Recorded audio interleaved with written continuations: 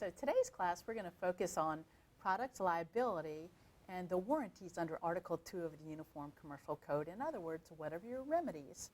I think I said in class that one of the most important things that Article 2 gives us as consumers is this law of warranties. But let's begin with the three theories by which you could sue someone if you are injured by a product. And the first theory is negligence. So if you are to prove a negligence case, you'd have to prove that the item was not manufactured as a reasonable person would manufacture it. I have to tell you, from a legal standpoint, this is a very high bar, and it's difficult to prove. And for that reason, this is not often used as a product liability remedy. So negligence, you could sue for negligence. But Article 2 makes it so you don't have to use that as a remedy.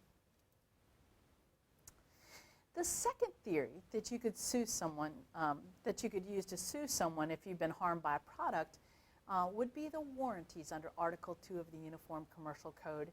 In fact, these were game changers in the field of products liability when they were first adopted.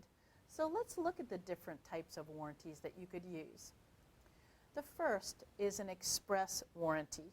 Article 2 of the Uniform Commercial Code includes a statement of fact or a description of goods or a sample even as an express warranty. So for instance, let's say you buy a ring and it says 14 karat gold, and you take it home and it turns your finger green because it's not 14 karat gold, it is gold plated brass, and an express warranty has been breached. And that express warranty is that it's not 14 karat gold. So a description of goods or a sample may be an express warranty. Here's the sample question from your book. Under the sales article of the UCC, most goods sold by merchants are covered by certain warranties. An example of an express warranty would be an example of warranty of D, conformity of goods to the sample.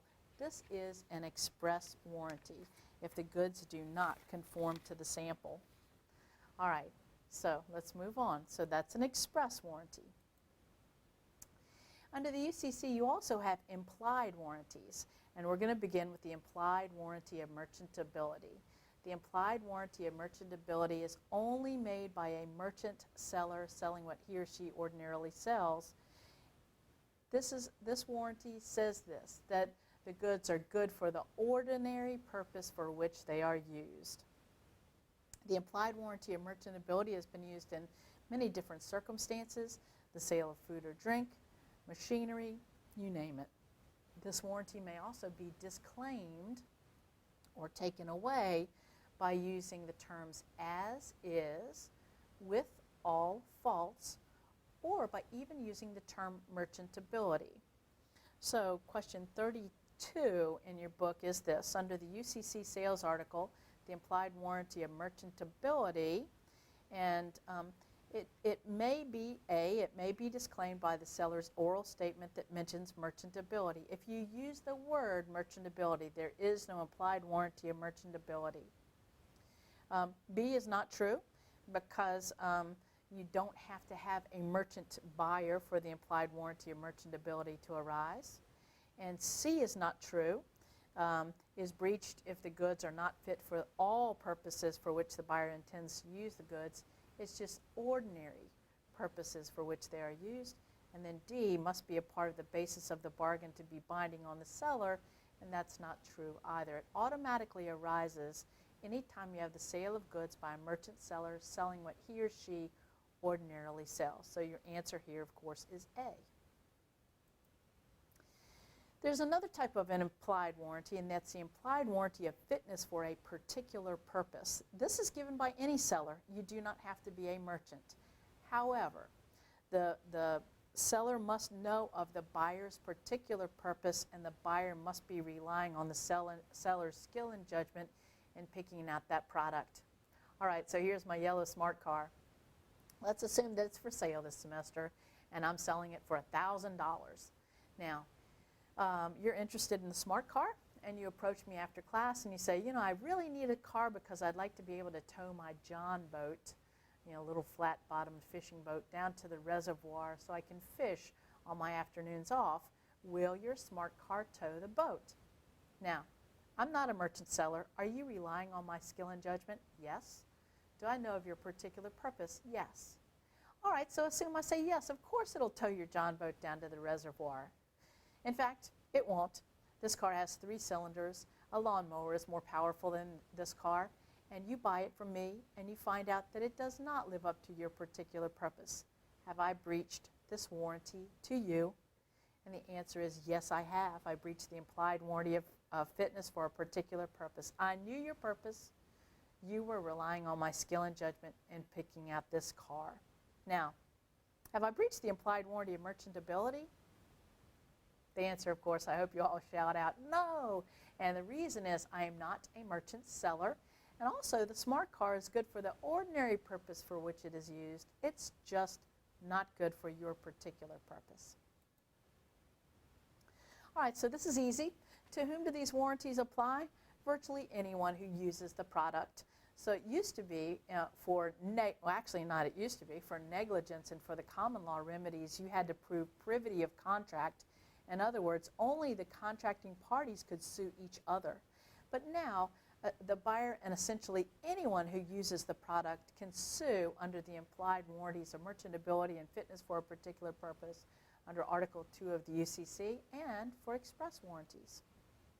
I also need to point out that the warranty of title is given every time a sale is made, and this is automatically under Article 2 of the Uniform Commercial Code.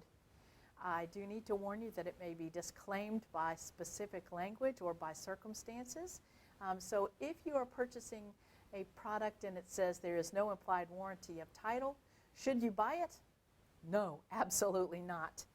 It also can be disclaimed by circumstances. So assume that you're purchasing something at a sheriff's sale. The sheriff is not giving you the implied warranty of title. Now, so there's a third theory under which you could sue someone for a defective product, and that third theory is strict liability and tort. All right, so to kind of recap, you could sue for negligence, a common law remedy. That's difficult to prove. It's not often used. You could use the implied warranties or an express warranty under Article 2 of the Uniform Commercial Code. And then the third theory under which you could sue someone is strict liability and tort. I will tell you that this is available in a majority of states, not all, but a majority of states. You could use this as a remedy in a state that recognizes strict liability if you are dealing with a manufacturer or a seller who normally sells the product and the product caused harm. You don't have to prove any fault. The plaintiff does have to prove that the product was defective when it was sold, and the defect could be poor design, inadequate warnings, unsafe material. The plaintiff must also prove that the product was unreasonably dangerous and the defect caused the injury. All right, so just to kind of refresh your memory, the case that we went over in legal environment was Delinsky versus Shoshone Coca-Cola Bottling Company. This was a fairly old case, dates back to the late 1960s. Mr. Delinsky was working at the Sea and Ski Factory when he was incredibly thirsty. He was on a break. He went to the drink machine. He put in his money, and then out pops a squirt. Now these soft drinks used to be bottled in recyclable bottles. Actually, they were reused, not recycled, they were reused. Glass bottles were washed out and refilled. Mr. Delinsky's bottle evidently was not washed out properly at the Shoshone Coca-Cola Bottling Company because at the bottom of the bottle there was a carcass of a dead mouse.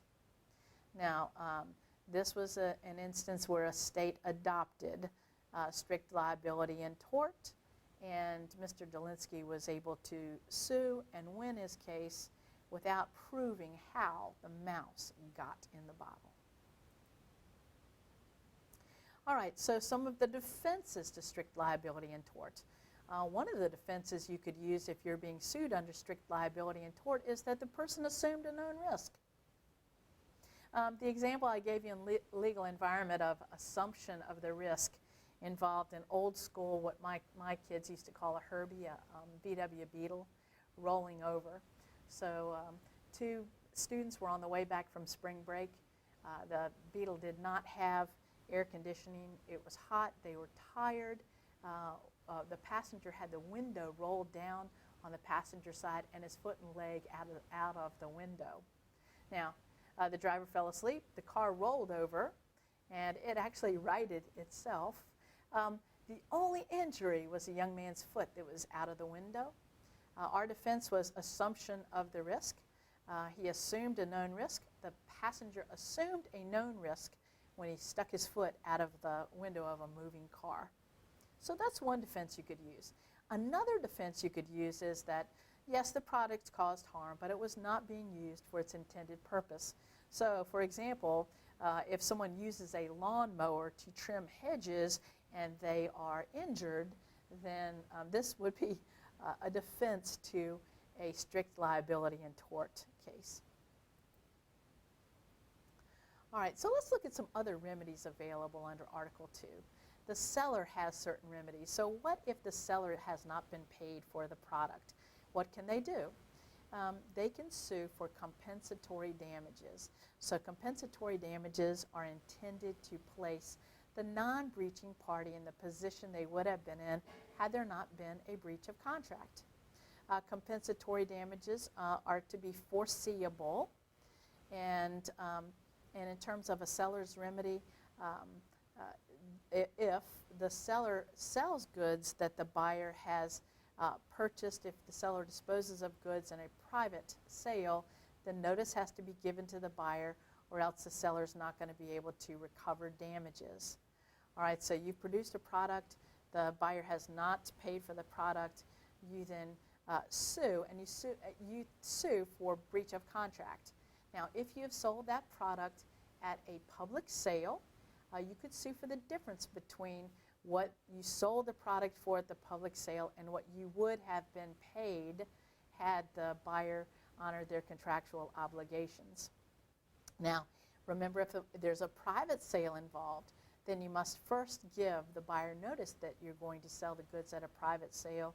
If you don't, then you may not be able to recover damages, the difference in price. Full contract price. So the seller, it's very difficult for the seller to recover the full contract price if the buyer does not pay. There are certain instances where the seller, so in other words, the seller is not going to be able to keep the goods and recover the full contract price. The seller could recover the full contract price when the buyer has breached the contract. In other words, they haven't paid after they've accepted the goods. Or if the goods are destroyed after the risk of loss has already passed to the buyer. Or if the seller is unable to sell goods that have been identified after the buyer's breach of contract. If that's the case, so if they're specially manufactured goods, for instance, then the seller would be able to recover the full contract price. What if the buyer is discovered to be insolvent? We'll talk about this when we get to bankruptcy. But if you're a seller and you have now been notified that the buyer is insolvent, you may refuse to perform the contract unless you're paid in cash. And cash means cash. It doesn't mean a check. So you have the right to demand cash. Additionally, if you're a seller, you have the right to reclaim goods that are sold to an insolvent buyer within 10 days of delivery. This is an important remedy for you to remember. If the buyers made written misrepresentations about their solvency within the past 3 months, the 10-day limitation does not apply. So you still may go and get your goods back. You will want to do that. You do not want to be tied up in bankruptcy court where you may recover pennies on the dollar, if anything. So what are some of the buyer's remedies? So what if the seller doesn't deliver what they've promised? So what if the seller delivers non-conforming goods? So they've sent the wrong stuff. What I will tell you is that the seller has a limited right to cure what's known as a defective tender of delivery. In other words, if they can send the proper stuff within a reasonable amount of time, they may do that. As a buyer, what can you do? The seller has sent the wrong stuff. The buyer may reject non-conforming goods, and you have the right to reject non-conforming goods altogether, all of them, even though some of them may conform to the contract, or in any commercial unit. So as a buyer, you have the right to do something called cover. And cover is simply a legal term for buy substitute goods. If you buy substitute goods, then your damages are the difference between the cost of cover and the contract price, plus any incidental expenses. There are some remedies that are available to both the buyer and the seller, and the right to make a written demand for assurances is one of those.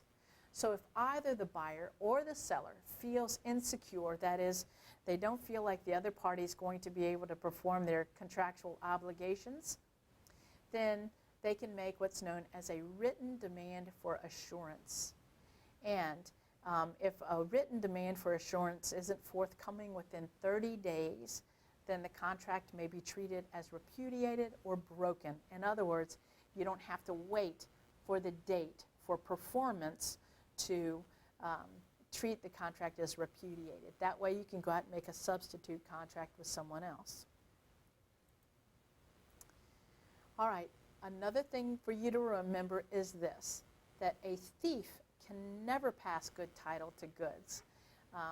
And so you only have whatever title your seller had. And so if you purchase from a thief, you do not get the good title to those goods. So a thief has void title, right? If someone has voidable title, so someone with voidable title is someone who has purchased goods from a minor. A person with voidable title may pass good title to a bona fide purchaser. In other words, someone who does not know that there's any defense. They do not know that the goods were purchased from a minor and then resold. There's also the entrustment exception, and this is only under Article 2 of the Uniform Commercial Code. We'll look at question 16 in just a minute. But here's the rule. If you entrust your goods to someone who deals in goods of the kind, and if by mistake that merchant sells your goods to an unsuspecting customer, then that customer has good title to your goods. Can you sue for damages? Can you sue the person who sold your goods? Yes. All right, so Yancey took her bike to Pete's Bike Sales and to have it repaired. Pete said that he would need to have her leave it for 2 days.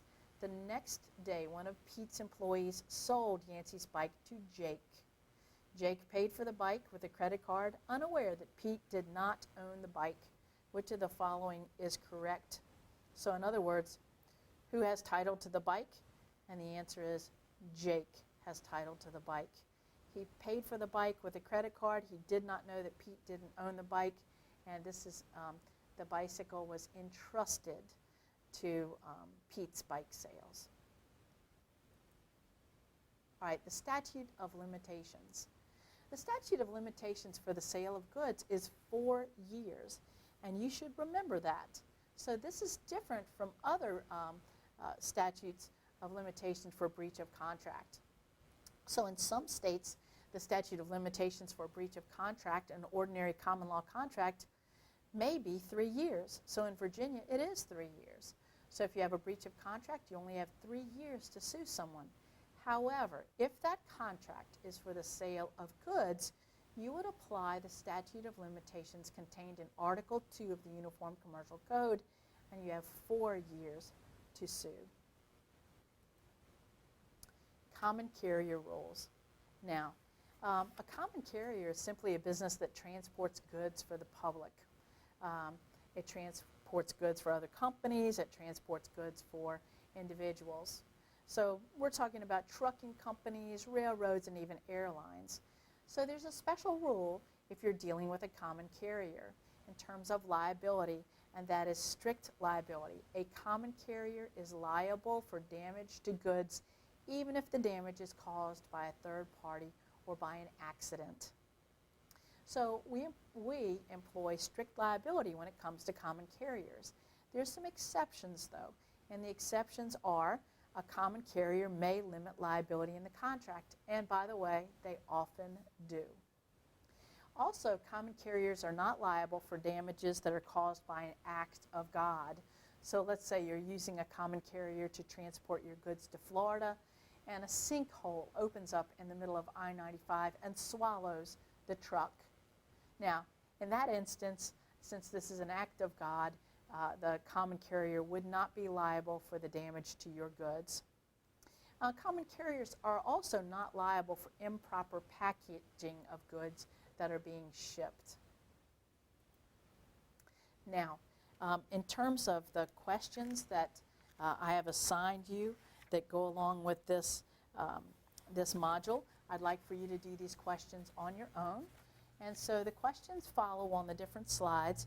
So these questions are questions 16, questions 26 through 28, questions 30 through 32, question 40 through 43, and task-based simulation 2, which is on page 245.